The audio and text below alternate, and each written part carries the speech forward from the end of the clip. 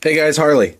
I got my Vaterra Twin Hammers today, and I've already torn it down, looking at all the individual pieces, changing some things as I go, and wanted to give you a first impression, getting a little bit more in depth and not just showing you an assembled truck. I guess working backwards, like I said, it's already torn down, as you can see. It is a solid rear axle, like a typical rock crawler, like we've seen on everything axial so far. But this one is an IFS front end.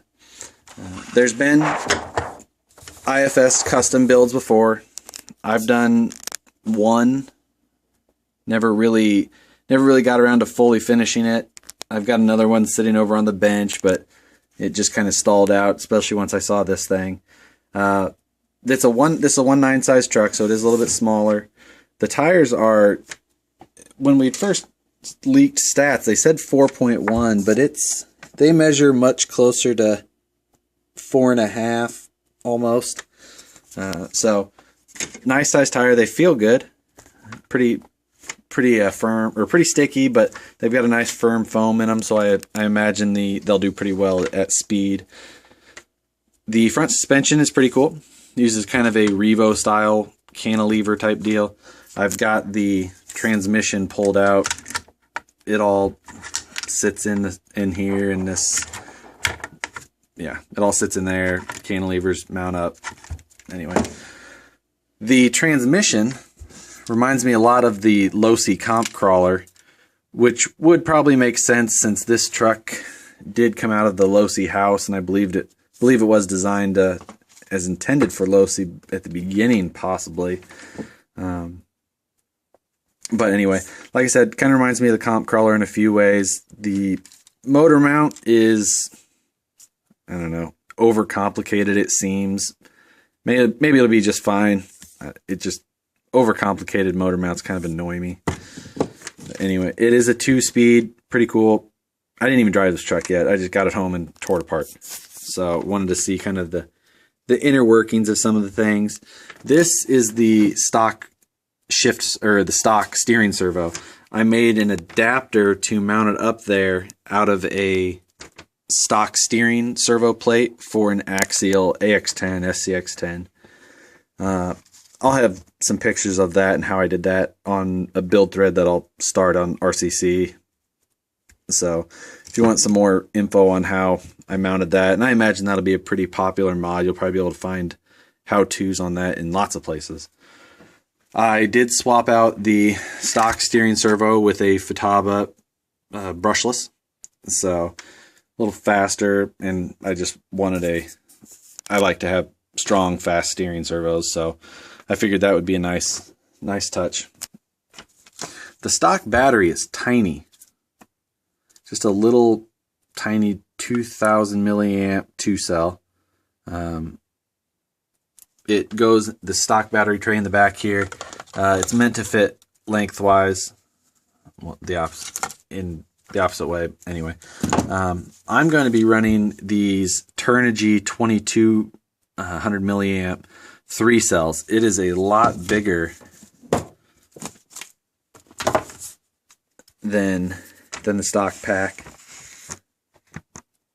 Thickness is I don't know, maybe double, and let's see, it is a little bit longer as well. However, you can wedge it in here just barely. I run this same pack on most of my rigs, so that's why I plan on running it. Anyway, I'm fumbling around with one hand videotaping and such, but you can kind of wedge it down in there. It barely fits. Mine does anyway, so the strap will hold it down just fine, but it is tight. So I'm gonna run that for the time being. Maybe I'll find something better to run, or a better weight distribution down the road, but for now that's what I'll run. I really only run 3-cell on everything, so I'll switch everything over to Dean's. And actually, I've already got the stock ESC out, but I'll be ditching this. I think I'm going with a Tekin RS or RS Pro on this one rather than the normal Mamba Max Pro that I've been running on most of my things. It's a smaller truck. I'd like to go with a smaller ESC, although thinking about it, I'm kind of worried about airflow and heat, so we'll see what I inevitably end up going with. It might very well be a Mamba Max Pro. And as far as the motor, I'll probably end up going with either the Tekin Rock 412 in the 3100 kV or a Tekin 13.5 redline motor. So good mix of speed and torque, and then that 2-speed should help that in the end as well. Getting to the cage, I mean, you can see plenty of these things put together, so I'm not too worried about that. The diameter of this is quite a bit smaller than, you know, something compared to the Wraith or even the SCX-10 Jeep.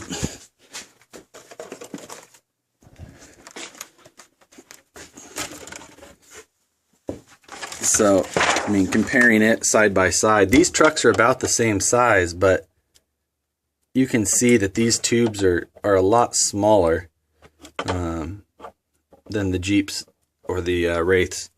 So that's something to notice. The cage is pretty flexy. It looks like it'll give a good amount on impacts and rollovers. Who knows? In the end, we'll probably find some weak points in it, but I would imagine for the bulk majority of people, it'll be a pretty decent cage. I love the style of it. I think it looks good. The body panels are pretty minimal, which I like. I did strip off the stock stickers. I can't say I cared for the artwork, or even, I think the name of this truck is kind of odd, but it doesn't really matter, obviously. They did release, or have shown pictures of, a roof panel without these molded on fake lights.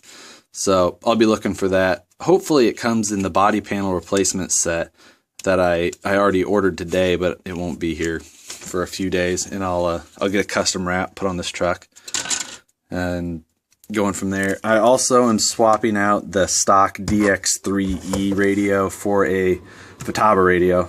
I run Futaba on everything, so I'll be running my 4PK SR with a 614 FS receiver.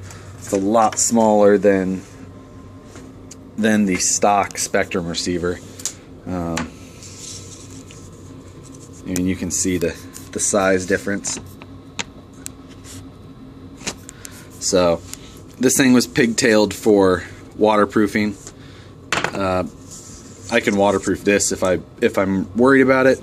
I try not to run in water all that much. I don't care to have to clean everything out and the mud and all that. But if I want to, it won't be hard to waterproof everything.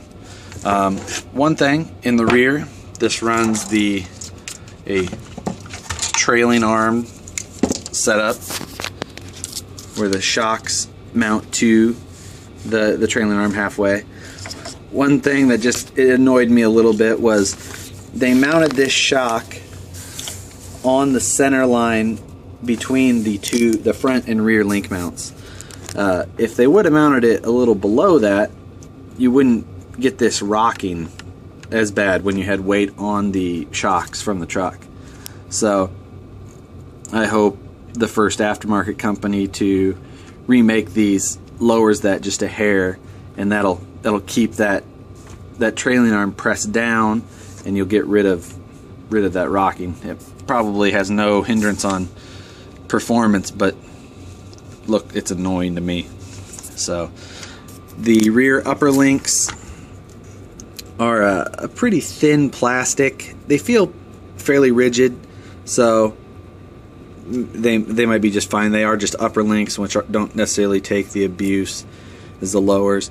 Also, this isn't a true comp crawler, so you might not be wedging this into a hole as much and really putting a ton of forward force on these, causing them to bow out like we have seen on a lot of like stock axial upper links and things like that.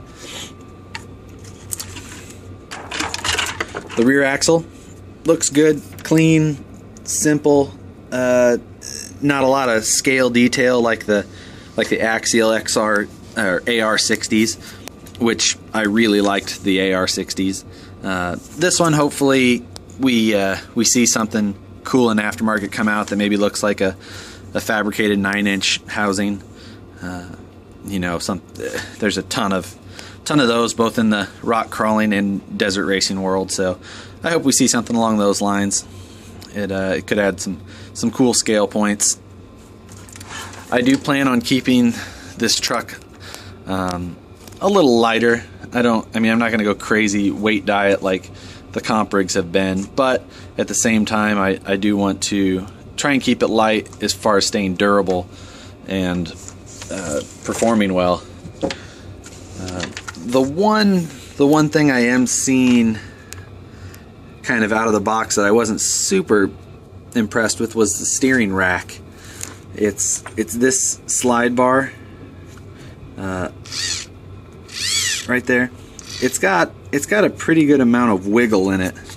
I don't have, but it's got some up and down and side to side wiggle. It doesn't look as bad there with how the suspension is resting right now, but I hope that we see some upgrades for that, maybe a little bit more redesign than just reproduction of the stock pieces in aluminum. But other than that, the fit and finish of everything is really nice. Tolerances were all really tight. You can see some Loctite residual like on that bolt there, maybe a little much, but just shows that they did Loctite nuts and bolts, and that's always a nice sign to see on the on a ready to run. Even though I didn't run it, but the quality of the plastic feels good. We'll see how it actually holds up. Seems like the guys who have got them early beat them up pretty good and didn't seem to have any major issues that they reported. And I trust some of those guys that I know. Other than that, I'm looking forward to changing it all up and making it my own. But I think anybody who's looking for a new truck to customize, or I guess just to play around with, it should be a lot of fun. So there's my first thoughts. That's all I got. So we'll see what we have on some later videos and what this thing turns into. So see ya.